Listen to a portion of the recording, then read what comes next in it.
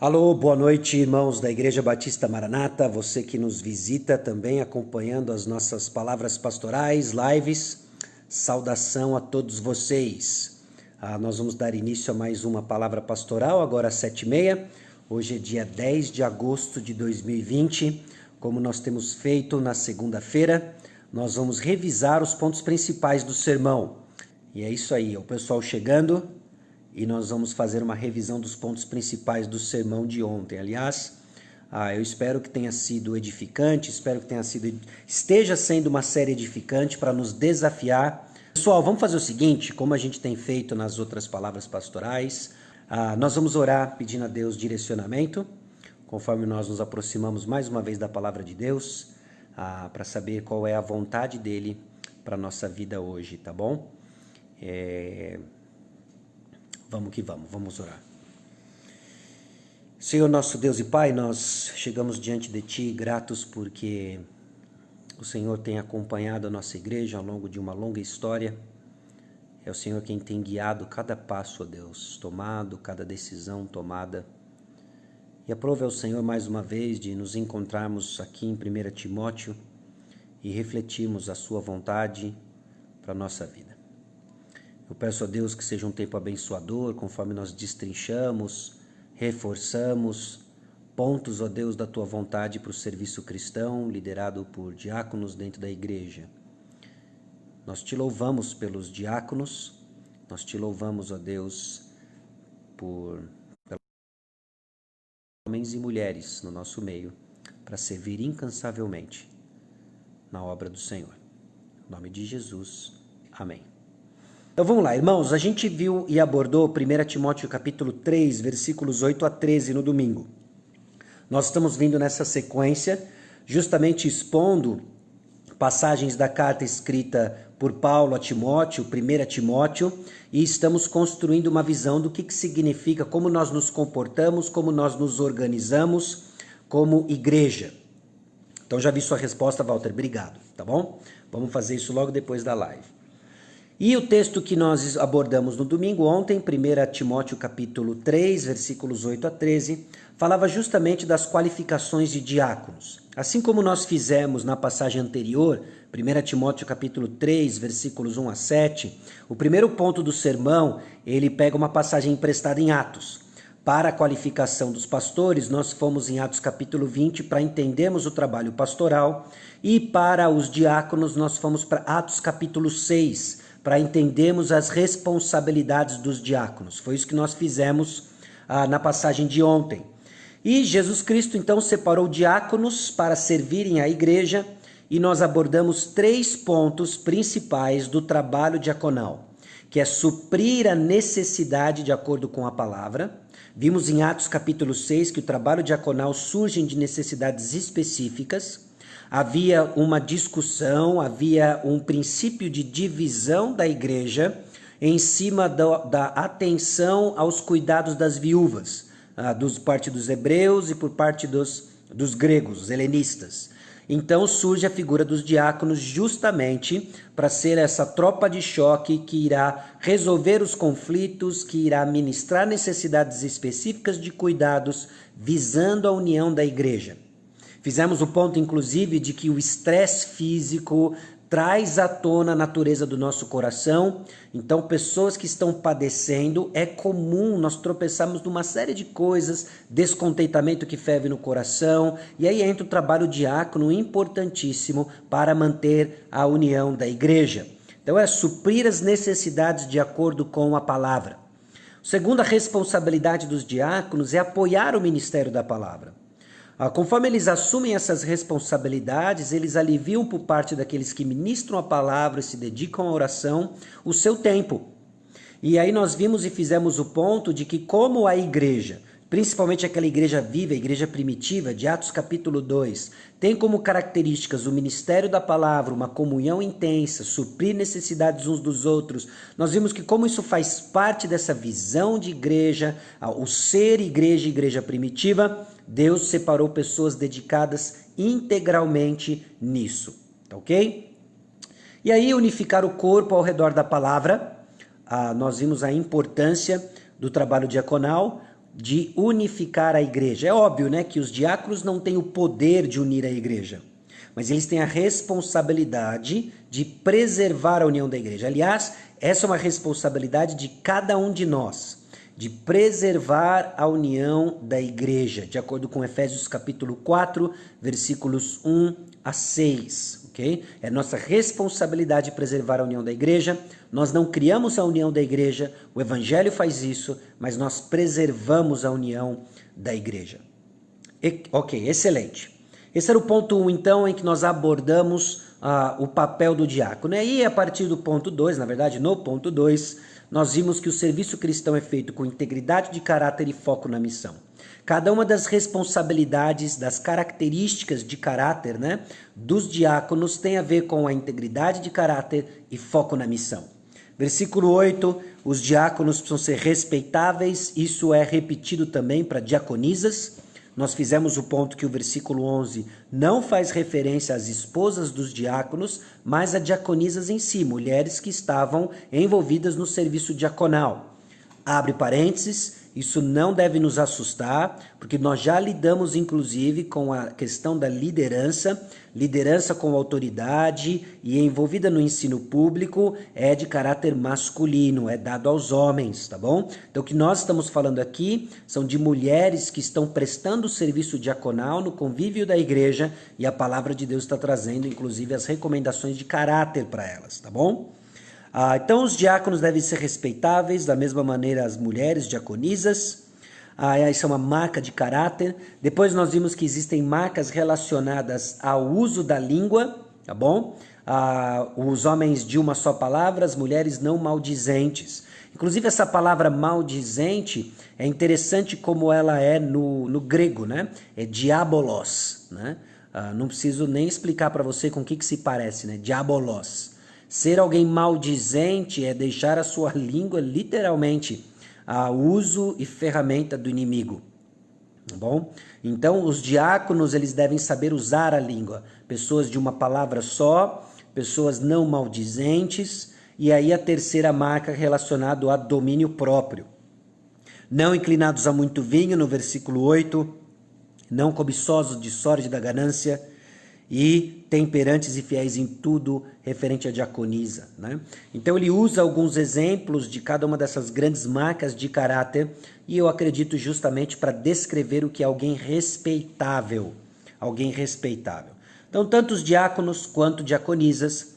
Versículo 9. A integridade do caráter é testemunhada no foco na missão, conservando o mistério da fé com a consciência limpa.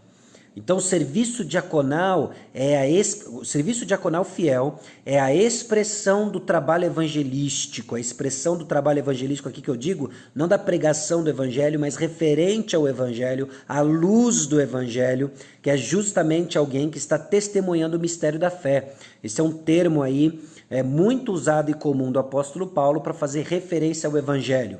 E isso de consciência limpa, nós vemos que em 1 Timóteo fé e consciência limpa andam de mãos dadas, um não é a mesma coisa que o outro, mas um não anda sem o outro. Alguns que abriram mão de uma boa consciência naufragaram na fé, diz 1 Timóteo capítulo 1, versículo 19. O caráter íntegro, ele é caráter provado. E aqui entra a questão dos diáconos serem experimentados por um tempo. Nós já praticamos como igreja a experimentação pastoral, né? Nós temos o processo do agregado ao ministério pastoral, em que o candidato a pastor ele é observado, num certo sentido ele é provado. E isso existe também, deve existir para diáconos.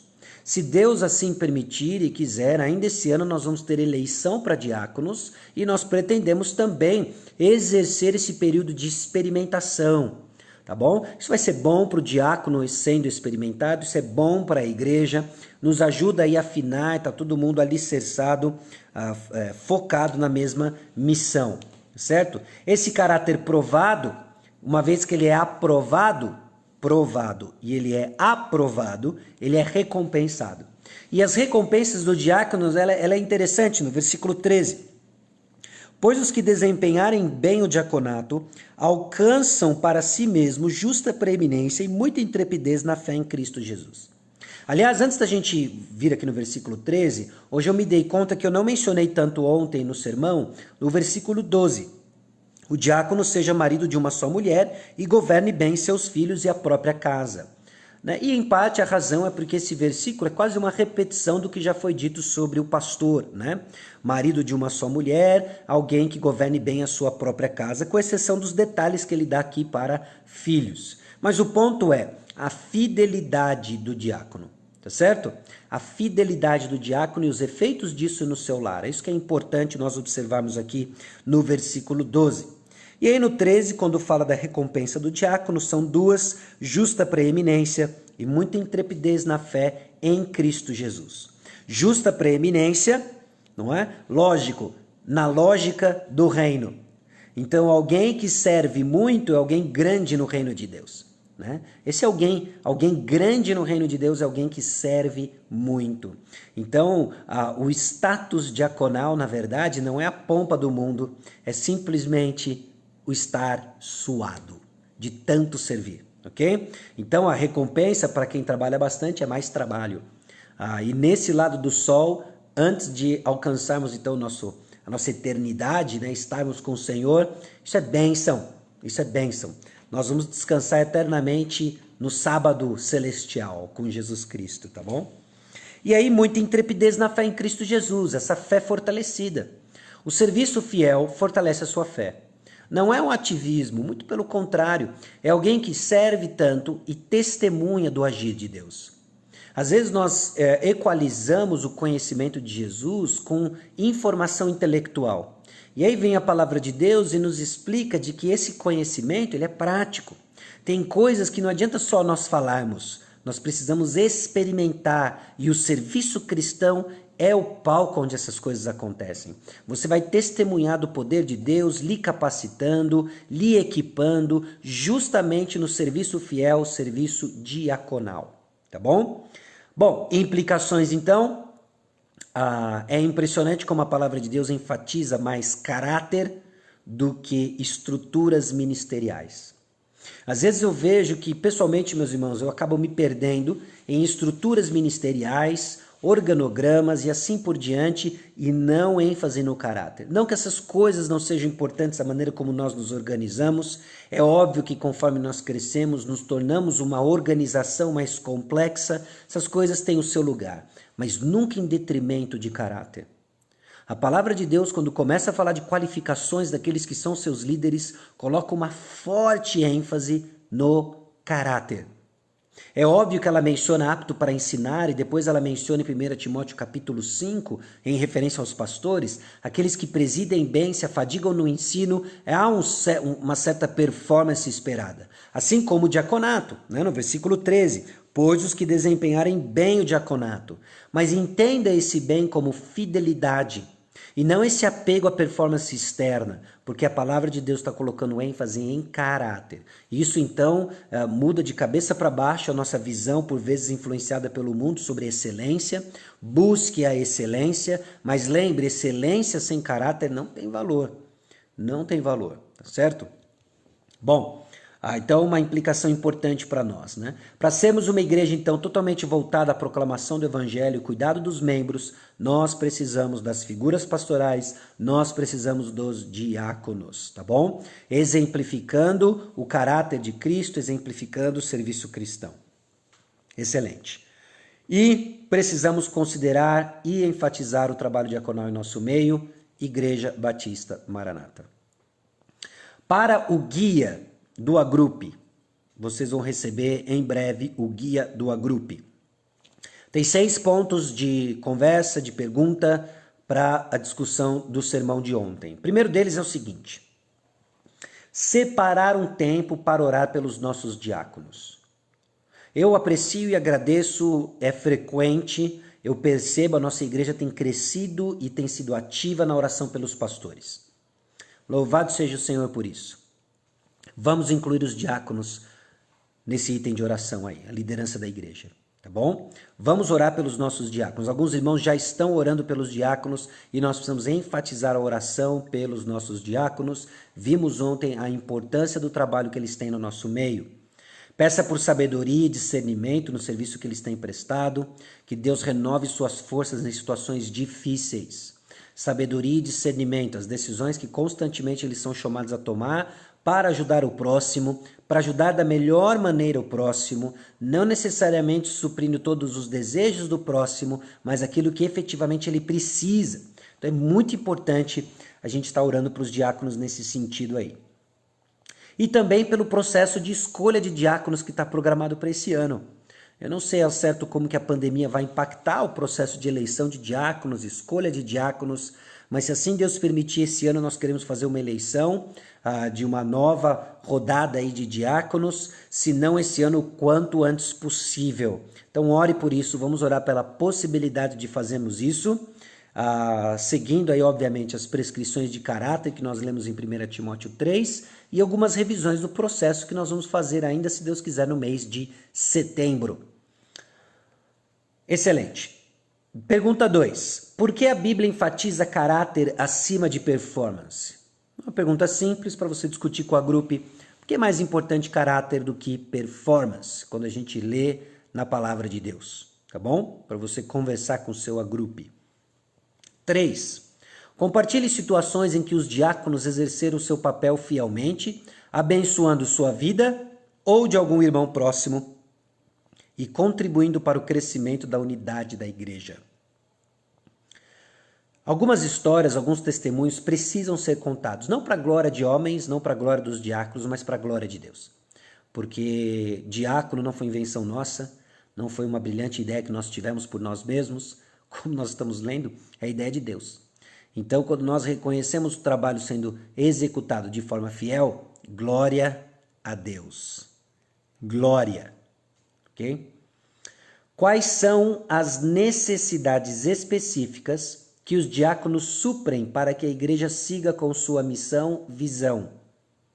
E aí uma pergunta ainda do item 4, quais os perigos que a igreja corre quando seus diáconos não cumprem fielmente sua função? Atos capítulo 6, versículos 1 a 6, eu encorajo você a dar mais uma lida, dar mais uma olhada, para entendermos as necessidades específicas que os diáconos estão desempenhando e os riscos quando isso não é feito de forma fiel, tá bom? 5. Qual a nossa responsabilidade para com os diáconos da igreja?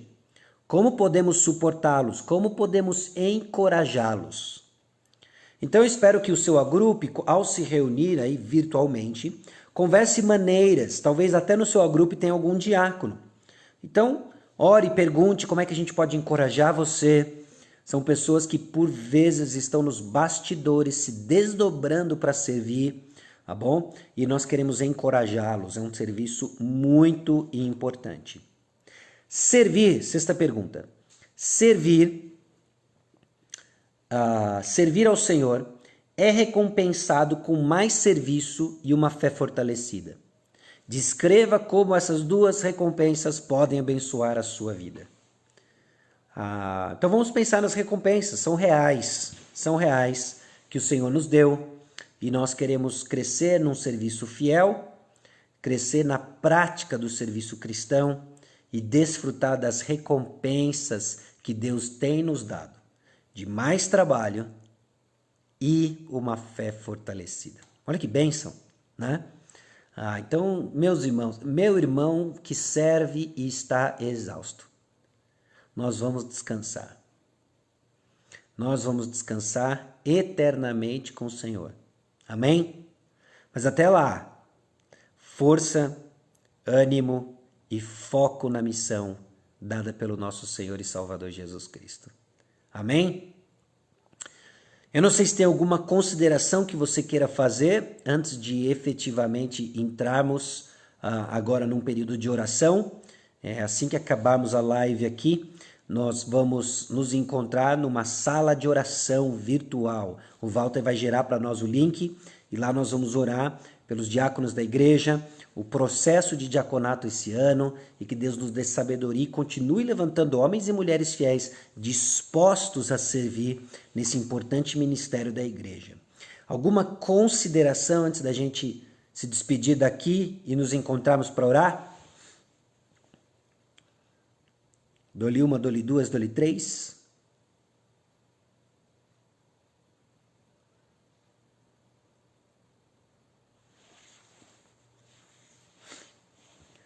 Em não havendo, nós vamos concluir o tempo aqui.